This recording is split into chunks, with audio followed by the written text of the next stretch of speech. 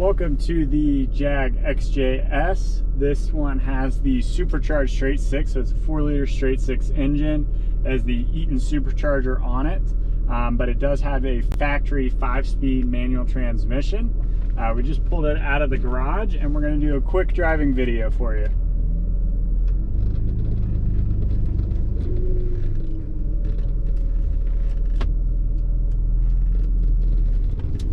While we're letting it get warmed up before we start going after it, you can see all the windows work as they should. All your lights, blinkers, everything does exactly what it's supposed to and what is intended. Let's see. Power seats, so you have forward, back, up, down. It does have memory seats as well, so you can do 2-driver memory, which is very nice, especially in a car like this.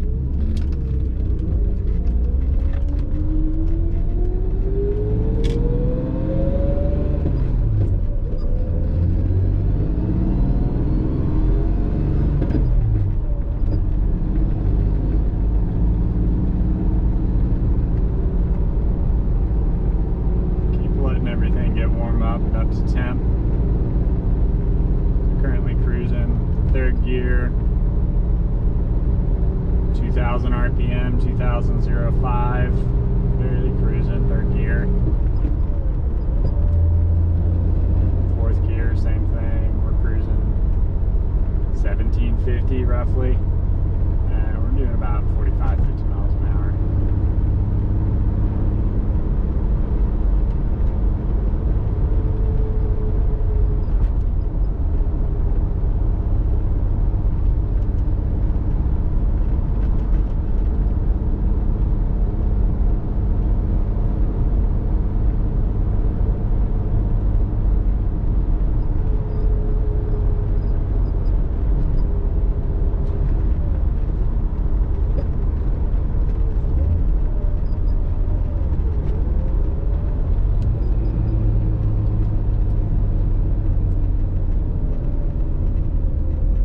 A nice notchy transmission. Again, this is the factory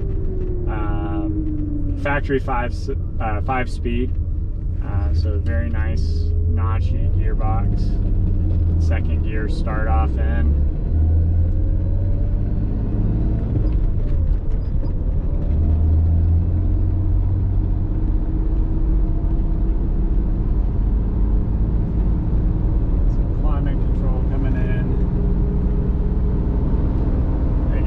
Works as you would expect it to. There you can see, turned it up. Some cool AC coming.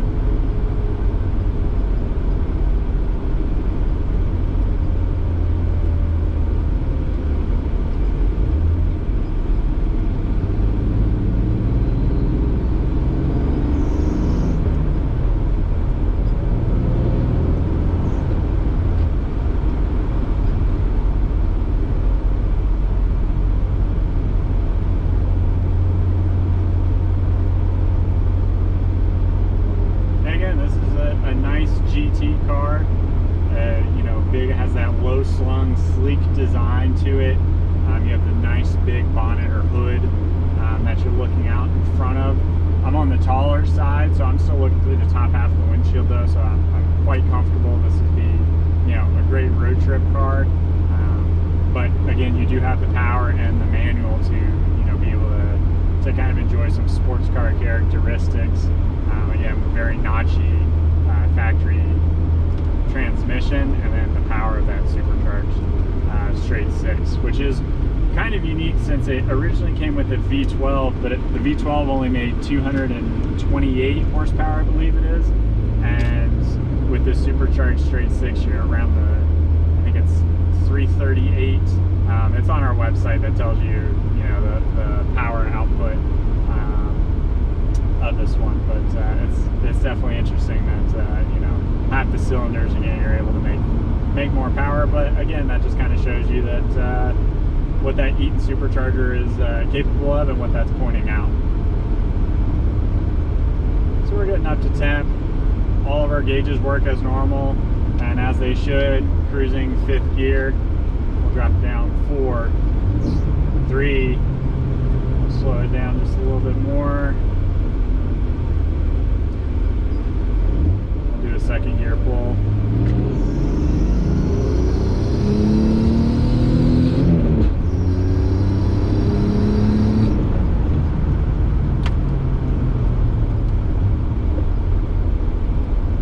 So again, you have plenty of power. You can hear the supercharger. The belt's still a little cold, I think, but yeah, it's quite enjoyable. You do have a modern radio as well, so if you want to kick over to Bluetooth, you know, again, for those long drives, you can just enjoy that.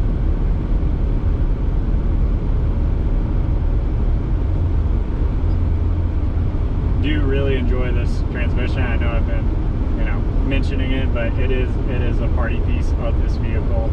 Between the open bonnet, or you know, the long expansive bonnet, the view out the front, and then just being able to notch it, you kind of have some James Bond on holiday ethos to it.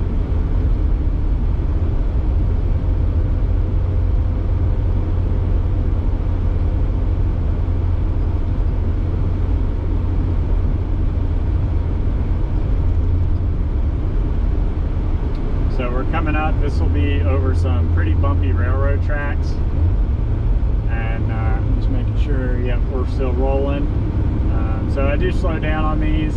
With 4x4s, you'll hit them flat out and you can kind of test the suspension. With this one being a low-slung sports car, I don't want to hit it too fast, but again, you can kind of see how comfortable this thing is over bumps and you know, for kind of that road trip. Again, bump as you would expect, and then you have the power to dig out of it. You have a nice wide power band.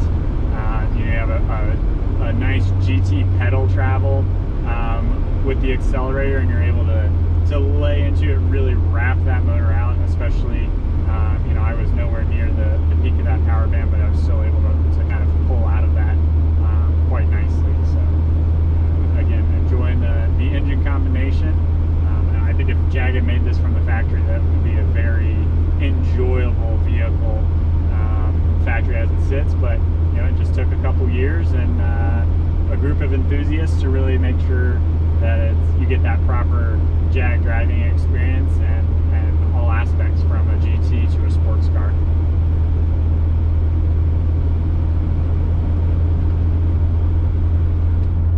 Go ahead and turn that air down. And this is an aftermarket cup holder. It does come out if you so choose, but you know, it comes with the vehicle. Other than that, you know, you have no cracked dash. Very well maintained vehicle. Again, the biggest thing, everything works exactly how it should. You know, for any sort of road going vehicle, all your gauges are on point. All of your, you know, your gauges work, your switches work, your dials work. Your controls, everything is as it should be.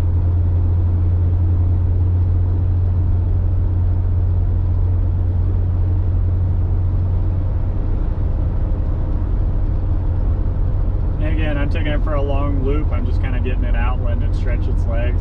It's a comfortable car.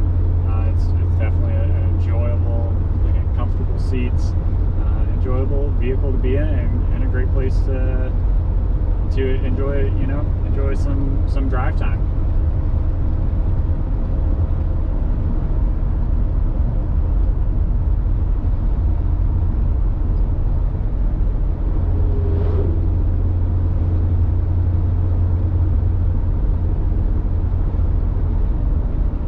So we're coming up here to a stop sign, and if it's safe, I'll be able to do I'll pull for you, and you can, again, I'll crack the windows, so you should be able to hear that exhaust, and the supercharger line as well.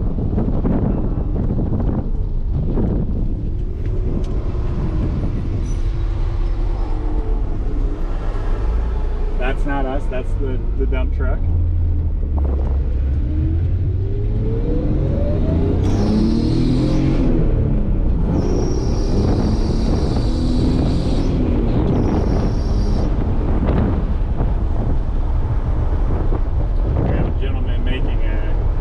U-turn, but you know, when you have the room, go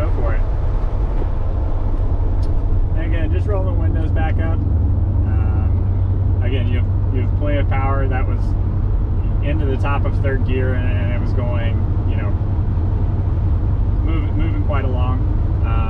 I'm not at a place that I can wrap out into triple digits, but again, you kind of see the ability that this vehicle has to stretch its legs and really, you know, be an enjoyable driver.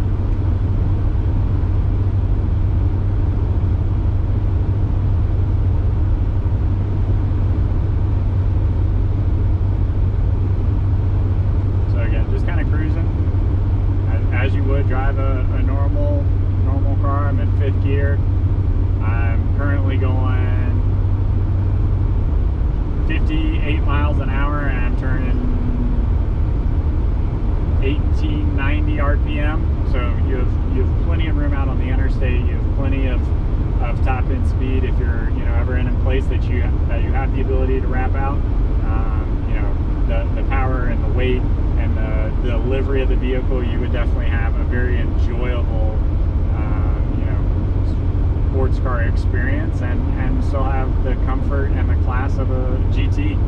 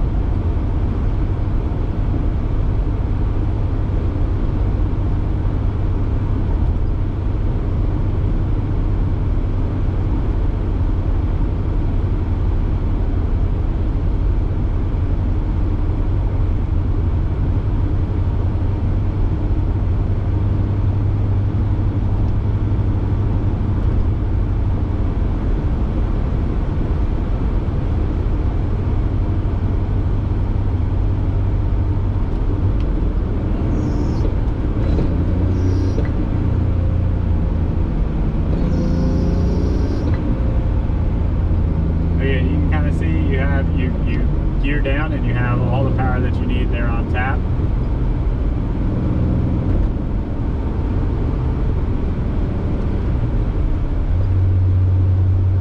Then you can also come down, and again, you have a nice responsive steering, even within, you know, that comfortable suspension as you saw going over the railroad tracks.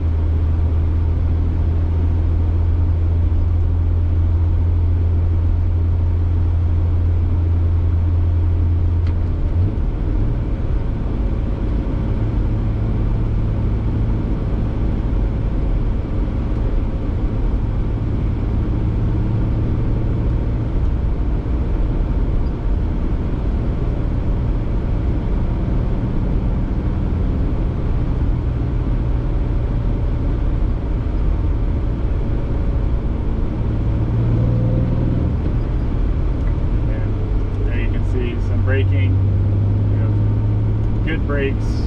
I'm not sure if they're disc or drum. I believe they're discing all the way around, but definitely check the website to confirm me on that. But you have good solid pedal feel. The clutch is light, but very receptive to feedback. It'll tell you, where you're feeling. You have a very nice engagement point, so you're never, ever wondering, going, I'm not sure where that engagement point is. It tells you right there, but it's light. You would not be amiss if you were stuck in traffic, even though this is a car that you wouldn't really want to take out in traffic. If you were, to get stuck on a road trip, you wouldn't end up hating life like some vehicles.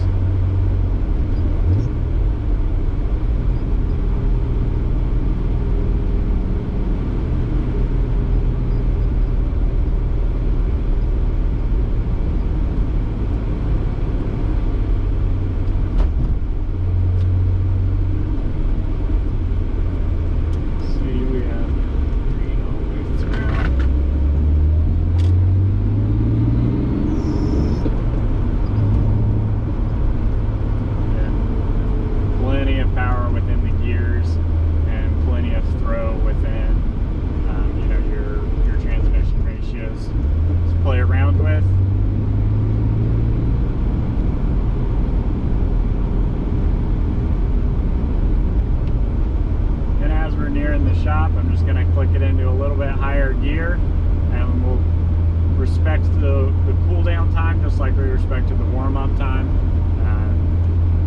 This engine's robust, but it's definitely a good thing to do. We try and do that with all of our vehicles, and definitely all of our classic and specialty vehicles. You know, it's the little things that you can do and just enjoy the overall experience. So I'm going to have a nice cool down and warm-up times.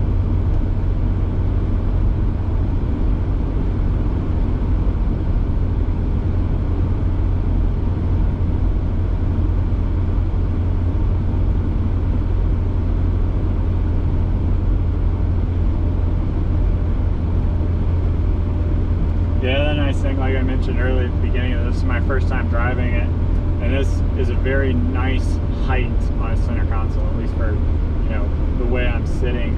Again, you've been seeing me just kind of rest my elbow on the center console, and you know, you can just, you're right there, just very light touches on the controls. As you've seen, like my left hand has been very you know, just a few fingers on the wheel. You don't need to grab it or anything. You still have that response, and you still have the you know, the dexterity and tactileness of the feel, but it's not darty or, you know, overly reactive. You're actually able to enjoy the vehicle's feedback. You're not feeling overtly overwhelmed with information. So yeah, pulling back into the shop. If you have any questions, be sure to reach out and ask us. Again, Jags are a vehicle that we don't do a lot of, but every time that we have one in, we always enjoy